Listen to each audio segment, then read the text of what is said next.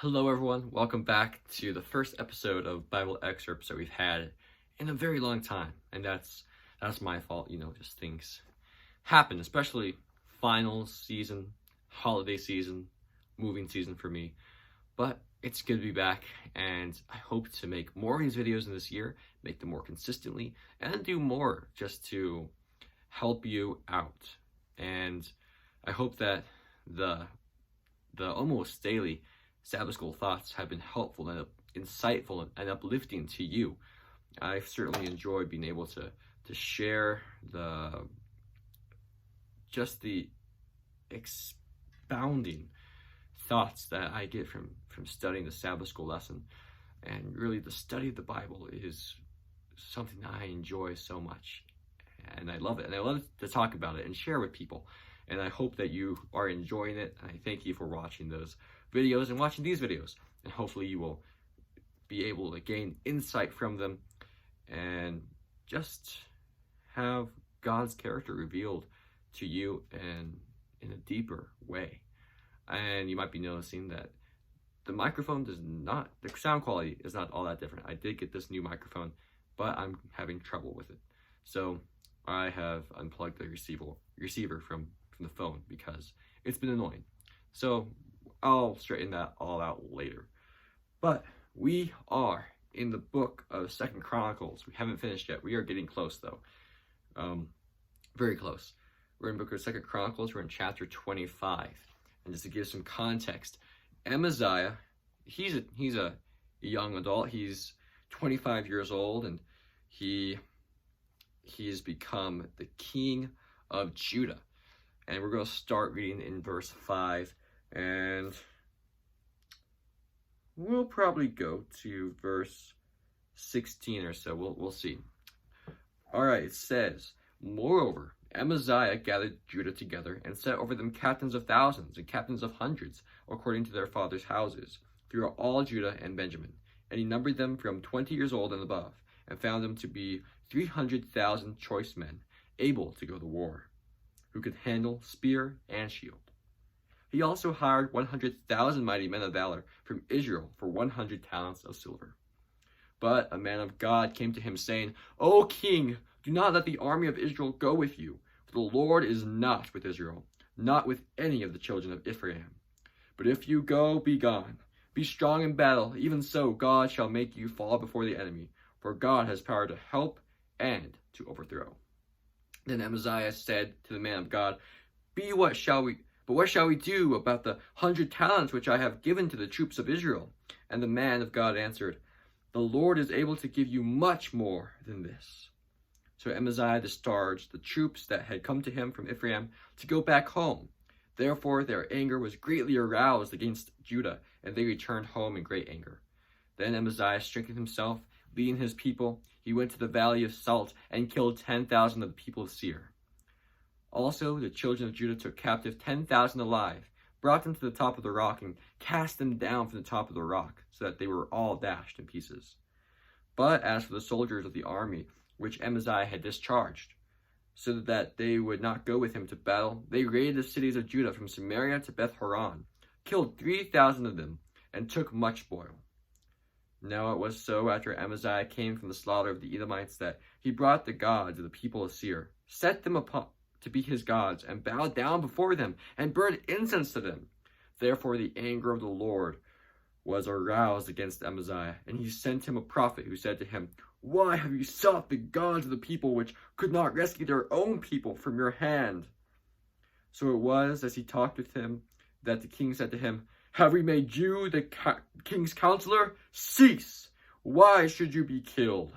And the prophet ceased and said, I know that God has determined to destroy you because you have done this and have not heeded my advice. So a lot going on in this chapter. We're going to break it down like we usually do, because, again, I think we tend to speed over many of these instances in the Old Testament, when the reality is there's so much that can be gleaned from this, and I'll give you some previews of that. So notice in verse 6. He hired 100,000 Israelites, men of valor, to go with him into the battle. And evidently, this was a major point. As you might know, Israel and Judah, ever since they split over, I forget what it was, actually. I think it was after Solomon, I think it was Solomon's sons. They had basically a rebellion, a civil war, and they split. And ever since then, they were kind of at war. Kind of very interesting relationship. Kind of friends, kind of not. Kind of a state of enmity. Tensions are very tight. And in verse 8, it really shows, well, verse 7, this man of God, we don't even know his name, but this man of God, he tells Amaziah that the Lord is not with Israel, and that they shouldn't be joined together. They should not be fighting this battle together. And I think that really shows us what we need to be wary of. Amaziah, he joined together with people who did not have God with them, either because of their willful ignorance of God, or they just didn't have the right understanding of God's character, which God has sent messengers galore to Israel to tell them who he is. They just continue to disobey. They continue to do all the perverse idolatry that they have been doing. And so this man of God is telling Amaziah that God is not with the children of Israel, not with the men whom he had hired. And it is really God who has the power to help and to overthrow. It's not those 100,000 men that Amaziah has purchased to help fight for him. In the same way, today, we need to be careful not to join with the enemy, not to join with people who do not know God. Now, there are very numerous complexities here, because I firmly believe that the church, while we have an opportunity, we need to do as many things as possible with the government. For instance, we can provide homeless shelters. We can provide food to those in poverty. We can be using this opportunity to work with the government, not saying the government's the enemy. We need to work with them right now so we have a good rapport with them later. But we need to be careful with joining in with people who do not believe as we believe, whom God is not with.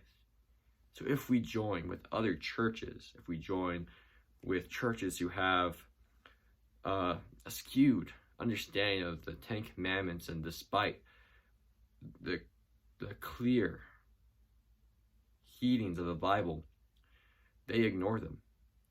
We really can't join with them and expect great things from God, because it's God who has the power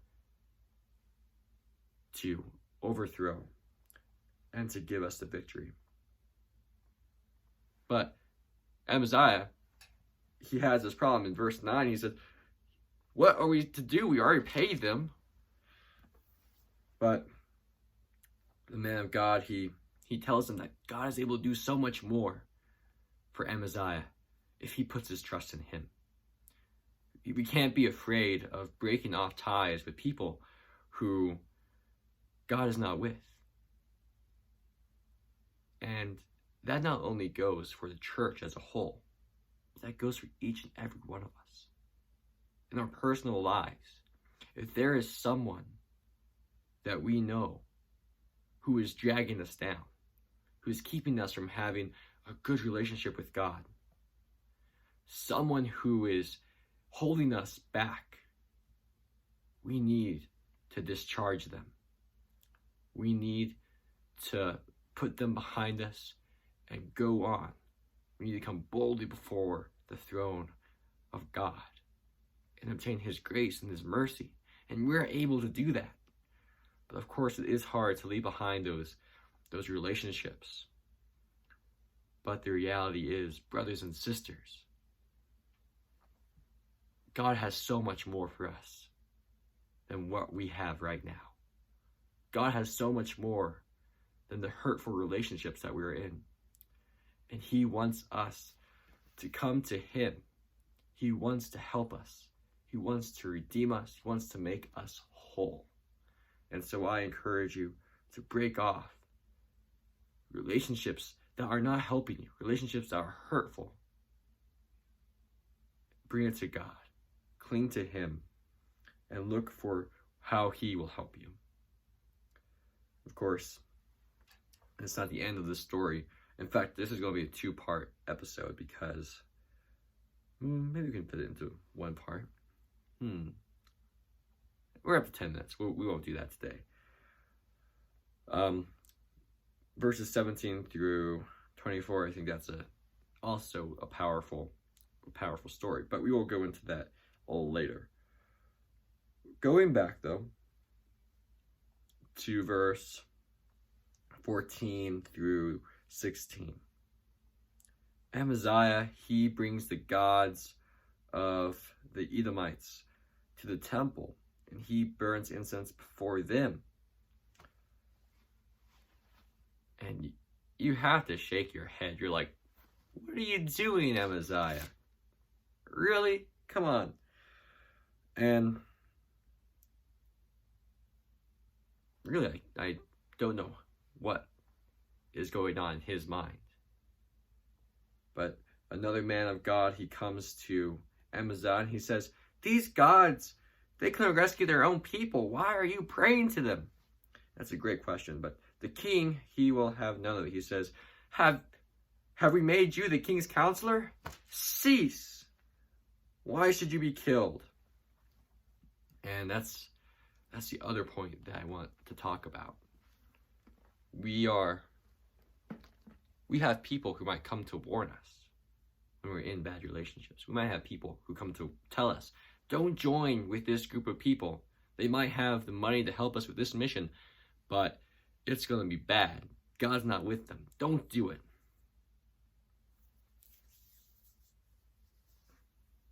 What's our response? Are we going to be like Amaziah and say, who made you a counselor? Who are you to tell us what to do? Who are you to counsel us? And won't listen? We need to hear as God hears. We need to be patient. We need to look at all sides. We need to be willing to hear the messages and warnings from God and consider it. Take the time, not just dismiss it because it's not something that we want to hear. Don't rock the boat. We can't have any of the rocking of the boat. Sit down. You're rocking the boat. We have to sincerely and wholly sacrifice ourselves, surrender ourselves to God and God's will. Because then we'll be willing to listen. Then we'll be willing to see what areas in our lives we are coming short and what more we need to do to reach the perfect ideal that Christ has for us. And so my prayer for you today is that don't join with the enemy. And if you are joined with the enemy, people who are bringing you down, who are hindering you in your spiritual walk, break off ties in a Christian manner with them so that you may be able to obtain, that you can run and not be hindered in this race. And listen to the advice of God's appointed messengers. They can be our parents. They can be the pastor. They can be members in the church. They can be the youth. Whoever sincerely seeks God, seeks His face, and goes from the Bible, just trying to help people look to the author and finisher of our faith and do everything that we can to be found pleasing unto Him. We need to listen to them, and we need to listen to the Holy Spirit urging us, convicting us, and telling us where to go. So that's my prayer for you. I hope you enjoyed this video. Like, comments. I look at the comments and I really want to interact with whoever is watching. I know people are watching, so I'd love to hear from you. And I hope to have more content in this year, not only personal content on this channel, but I'm hoping that I've been made an elder and the youth director and Pathfinder director in my church. So I'm hoping that some of the activities we can put up and make our own YouTube channel. And I'll keep you posted and updated on that. We're doing something very exciting in Sabbath school. I also teach the youth Sabbath school class, and we're doing mock trials. And so that will be fun. I'll see if we can get those recorded and maybe even put them up on YouTube. But more on that information later. Thanks again for watching, and may the grace of God be with you. Thank you.